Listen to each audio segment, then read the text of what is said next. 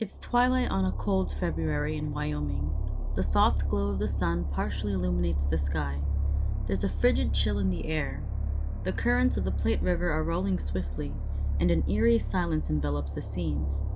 As the sun begins to rise and day rolls in, looking out at the river, a strange mist appears.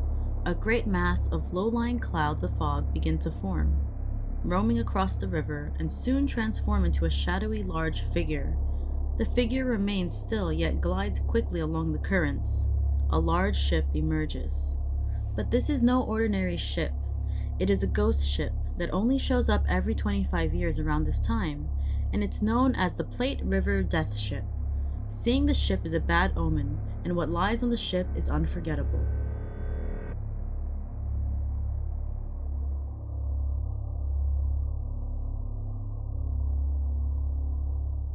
The Platte River Death Ship. It's Wyoming's most mysterious and terrifying tales. Legend states in the morning of February, a ship will emerge from the fog, and as the boat gets close enough to view with great detail, witnesses to it will see the mast, sails, and crew are covered with frost. The crew are standing surrounding the body of a corpse on the floor. Once the crew step back, the corpse's body will be revealed to the unlucky witness of the event. The witness will see themselves or someone they know as the corpse. The legend states, this sighting foreshadows the death of the person revealed as the corpse, who will usually die on the same day as the sighting. For over 100 years there have been recorded sightings. The first recorded sighting was in 1862 by a trapper named Leon Weber. It began as a great mass of fog. He rushed over to the river's edge to get a closer view, tossing a stone at the swirling mass of mist. It soon took the form of a sailing ship, its mast and sails covered in sparkling frost. As the ship came closer to Weber's view, the detail on the boat became clear. Weber saw several sailors covered in frost crowded around someone lying on the ship's deck, and when they stepped away, giving him a clear view, the body on the deck was revealed to be the corpse of his fiancée. He returned home a month later to learn that his fiancée had died the same day he'd seen the frightening apparition. The second recorded sighting was by cattleman Gene Wilson in 1887, 25 years after Weber's sighting. Wilson described his experience seeing the ghostly ship as setting his nerves a-tingle. Gene Wilson was rounding up his horses near the river when his dog began barking wildly. His horse began panicking and wouldn't go near the riverbank. The horse even tried to escape, running away from Wilson. After Wilson chased down his horse, he tied him to a scrub pine and trekked the few yards to the river on foot. On the river, he saw the fully rigged, frost-covered ship, motionless yet gliding across the river quickly. He saw the frost-covered crew on deck, but this time the captain of the ship motioned to them to lower a frost-covered piece of canvas that was suspended by ropes at its four corners.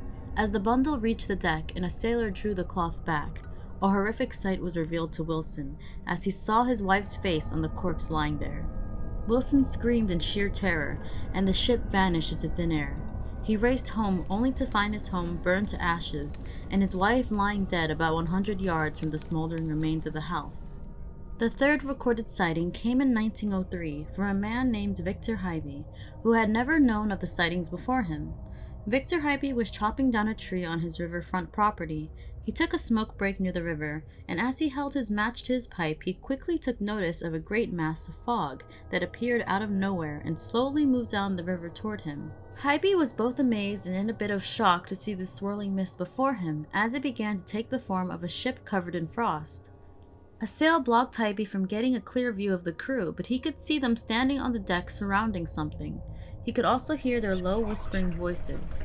Hybe claims to have heard a man's voice asserting that he was innocent, and another man's voice responding that they were only carrying out their duty. And it was at that point that the sail blocking Victor's view was drawn up. On the forward deck stood a gallows with a man's body hanging from it. At that point, the ship was less than 20 feet from the bank where Hybe stood, and he got a direct look at the face of the man slowly swaying at the end of the noose. It was his best friend who had been murdered, and he instantly had a knowing that he was tried for a crime but was innocent. The last Hybe had heard of his friend was that he had escaped prison. He would later find out that his friend had been captured and put to death the very same day he saw the death ship. What is interesting about each reported sighting of the death ship is that they all occurred during the day, close to the afternoon and not at night. It would be far more easier to explain away shadows on the water or in the mist that might have tricked the eye of these witnesses, but there seems to be no tricks of the eye here. Hybe was the last recorded sighting, but there have been rumors of a couple other sightings since 1903, although none of them have been officially filed or published reports. But this doesn't mean the death ship isn't still sailing the Platte River. Following the 25 years pattern from 1903, the next sighting will be in 2028, only 7 years from now. So is it mere legend, or is there something more to this death ship? What do you think? And are you curious enough to wait for its appearance in 2028? Let me know in the comments below. Thank you so much for watching, and stay spooky, everyone.